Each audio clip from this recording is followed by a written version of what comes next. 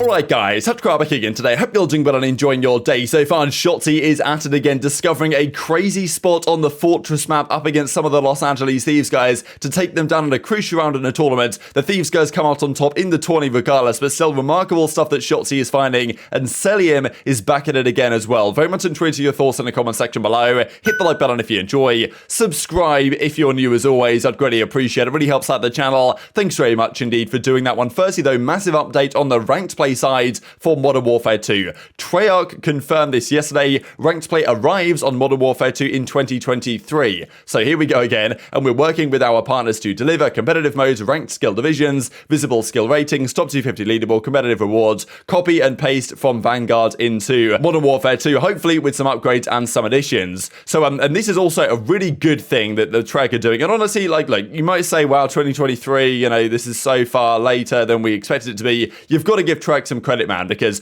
Treyarch, not only have they got to work on their own game, they've got to carry the competitive scene on their back in all the games that are released at the moment. Like Infinity Ward and Sledgehammer just can't be bothered with ranked play, so Treyarch literally have to step in and do it for them. Infinity Ward have never done a ranked mode ever in their history. This will be the first ever Infinity Ward game, I believe, to ever have a ranked mode in, and Treyarch are the ones that have to do it. So you've got to give credit to Treyarch, man, because they are putting in an absolute shift to make this happen. So I believe at the end of this month, or coming relatively soon, November 22nd or something, that's when ranked play in Cold War and Vanguard is going to end, which is understandable in a way, just because they've got to develop their resources into the new title for the next 2 years. It kind of makes sense. The other cool thing though is there'll be a CDL mosh pit. This to me is what they actually did back in Modern Warfare 2019, right, where Infinity Ward put in a CDL playlist where it had the maps and modes, but there was no rank or anything like that. That's what they've got for now for the start of Season 1, and then I guess Season 1 Reloaded, which probably happens in mid-January. I think that's probably going to be their plan to then bring ranked out. Then they don't give a date, they say 2023, but the idea there is some CDL stuff to play, and honestly it kind of makes sense because the state of competitive in this game right now obviously isn't great.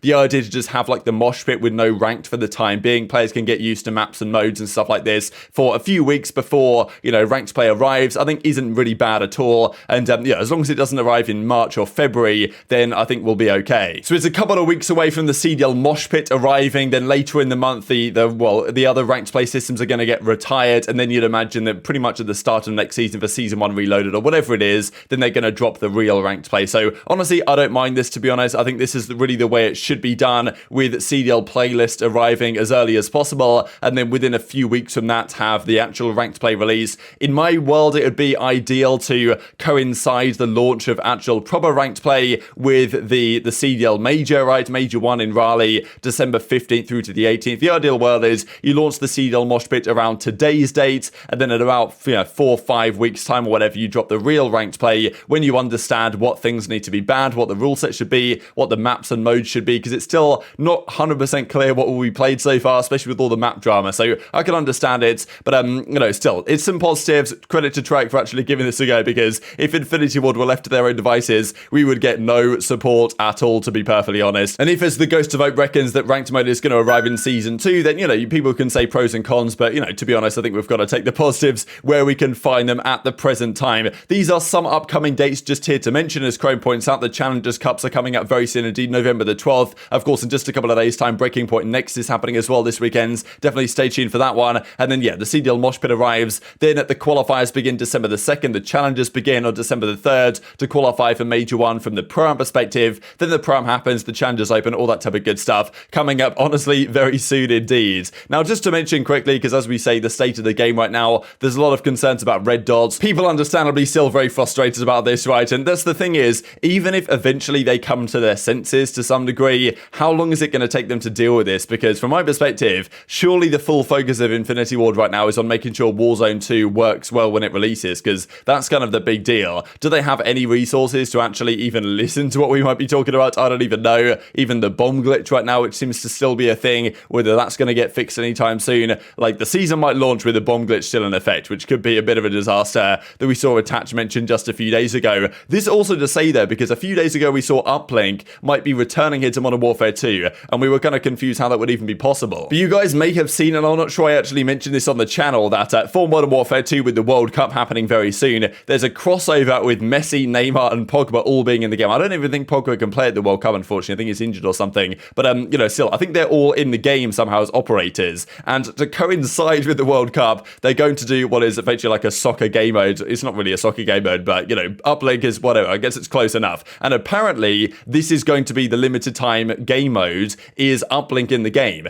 Now, it's going to be funny if they just add this briefly for the World Cup period, but however they make Uplink work, well, I don't know how it's going to be working exactly if they want to mix it up with the World Cup and maybe you kick the ball in. I don't know what's going on. But if that plays well, like, I don't really think it will play well, but if it magically does, then could the pros say, hang on, lads, like, don't remove this game mode for a limited time period during the World Cup, keep it in and we want to play it as the third game mode, right? Like, I don't know, if they're running it as a limited time mode, why not just keep it in the game for a bit longer regardless? But yeah, apparently that's what Uplink is going to be, is it's going to be this World Cup crossover map. So I guess we'll have to see if it's actually any good or not, and if it is, then hopefully it can stick around. Let's talk about the tournament that was going down last night then, because there was the $25,000 Florida Mutineers Invitational Tourney, and yeah, some nice shots being hit here from Shotzzy and iLLeY, who are playing most certainly in this one. But Shotzzy has been discovering already some pretty disgusting shots, to be honest, and he can still make the movement in this game look so fluid, even though, like, I mean, yeah, watching this game with not Shotzzy's POV doesn't look so fun to watch, at least from a movement perspective. Shotzzy still makes it look really smooth indeed. This was the tourney then, the full sale $25,000 S&T Invitational Tournament, and these were some of the teams in question. Octane, Envoy, Tupac, and Believe. Those were the guys that won it in the end. It's kind of a cheat code in a way having Tupac on your team, to be honest, because, like, arguably over the last several years, he's been pretty much the best search and destroy player in the world, but he's not a pro, right? He's a content creator or whatever, because that's how these tourneys go. 2 pros, 2 content creators. So, you know, the guys that are playing with content creators that are actually rather good pros, or like at pro level, are probably going to have some degree of advantage. You look at this team, aBeZy, aBeZy, Cellium, and Tommy. That's also a pretty good one. Tommy, former pro, aBeZy, very talented player as well in his own right. So yeah, there were some good teams in here. Shotzzy also was playing, I believe, in this one. We'll see that here in just a second, because this was a crazy clip that came out last night from Shotzzy here. Look at this 3-piece as well he gets on Tupac, Envoy, and Believe. Just takes them all down to send this to a round 11 here on the Fortress. So this map, honestly, this spot, I don't know if I guess he found this himself. He's playing with the full OpTic lineup here as well in this tourney last night. But he jumps on top of this thing, ledge hangs onto this, and launches himself over to this ledge. Now, this is a question as to whether this is an unintended line of sight or not. I'll share the clip for you guys here in a second. And I think some people, it sounds like he said, is this cheating? But I think he says, is this G8? If you listen closely, I think that's what he tries to say. But I mean, yeah, like that spot probably will be G8 because it's absolutely absurd. But at the same time,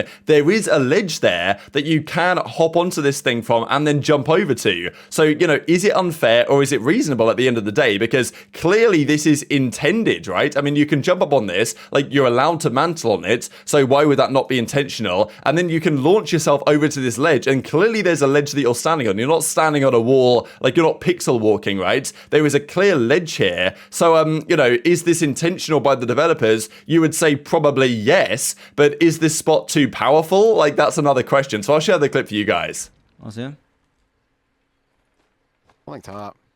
Yeah, no, I have the back steps. I have the back steps. Just give me it. I hold your door. I close your door. Is this shit? I have the back. I literally had the back steps. Trucks. Only a hard card for top. You needed me? I'm one shot. I'm one shot. I patrol. I'm good, man. Yo, one guy summit. I'm one shot. I'm one shot summit. Go two. Guy summit. One more. I'm making Go one three. here. Yeah, let's go summit. Oh my god. Fought it. Oh my god, eh? Yo, What the fuck did you just do? no, I use like a. Wait, you're a nerd. You just get forward. You just What get the f? Look at this guy's saw. What the f? Punisher. Nah, you get nothing, Turtle. Smoke it. There, get one. I'm one shot. I didn't need him close. Flashed in. I'm right there. Stun bomb. I'm one shot. Stun bomb. Heartstone and bomb. Nading close. I think he's right. He thinks he's close Yeah, right. in the bomb. One E. Bomb. He's carrying. In the corner weak. One. Nice. Wow, that's crazy how he I killed knew both that of guy us. was there, bro. Yeah, behind you, there was behind you. Other guy's in the right room. You better Yeah, hurry. You have Daddy, 15. You have Daddy. 15. Give Daddy. Ah, he's gonna run. You have it. I don't think you got it. I don't think you No, I got think it. he does. so. Nah, Please. I don't think you got it. Please. I don't think you Please. got it.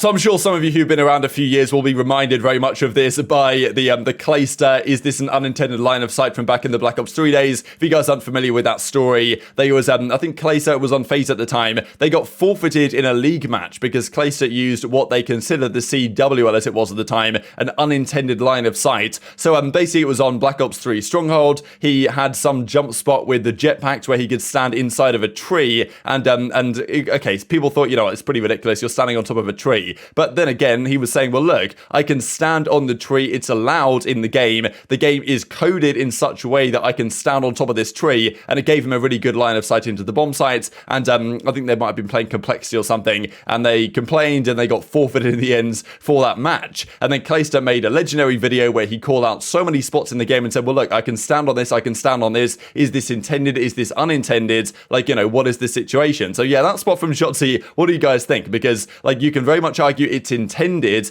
but just because it's intended in the game, does that mean it's reasonable and fair and all good to use? Because if you get people standing up there, like how are you meant to break into the bomb site? I guess you probably can. You can clear it if you jump into the corner. Like if it becomes a very common spot, it is possible to clear, I guess. But you know, still, what do you do? Are the pros going to GA it? Is it allowed? Because Shotzzy is seemingly unclear, and obviously we're going to see a lot more of that lately. But if people know people are there, then can you clear the spot out? You maybe can, but to get to a position to clear that spot out, you've then got to challenge other angles that also you can get shot from. So a bit of a tricky one, to be honest. And this is probably not the only thing in this game where you could do stuff like that. So yeah, is it fair enough? But Shotzzy used it clearly to great effect. They went round 11 there. I think they lost round 11 anyway because Envoy's team, I'm pretty sure, won that tournament in an undefeated map manner. And this was a crazy round here from Cellium that's been playing in the background. A 1 versus 3 ace here on the hotel map. Don't know how this last guy let him get this kill, to be honest. And honestly, when he picked up this bomb defuse, it looked like the timer was at 7.4, but clearly it was at 7.5, and he managed to get away with the defuse regardless. There was also this clip as well that happened on the Fortress, this very similar situation to where Shotzzy was just spotted. I mean, look at this. Cellium just challs this, bang, straight through the wall and kills Octane straight off the rip. So, I mean, yeah, that's a nice little pre-aim spot, I suppose, with the sniper rifle. New game, same Cellium for sure. But in the end, it was Octane and team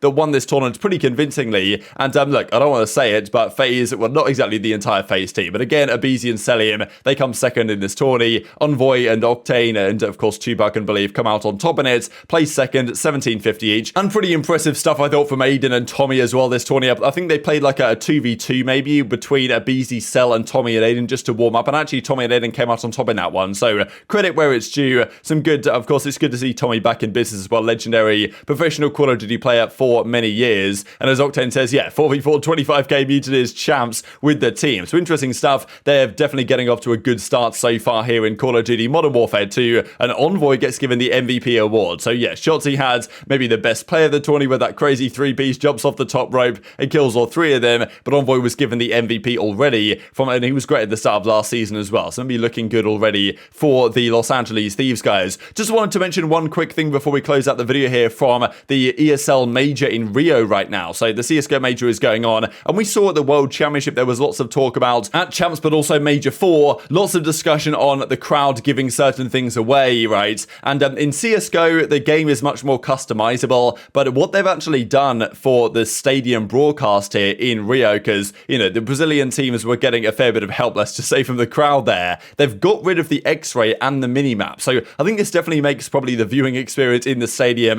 marginally worse, but it does prevent the fans really knowing what's going on, to which point, you know, with the X-ray, kind of, you can see the players through the walls, but also with the minimap, like, you know, you can make noises when they're doing this, or you can chant A or B or whatever. You don't get that luxury if the situation is like this. So I wonder if this is even possible to do in COD, but it might be something to just think about as a possible way to counter the crowd advantage for certain teams, even though, you know, not really affecting the viewing experience all that much. But very much enjoyed your thoughts on all this stuff in the comment section below. Hit the like button if you enjoyed, subscribe if you're new, take care, and I'll see you next time.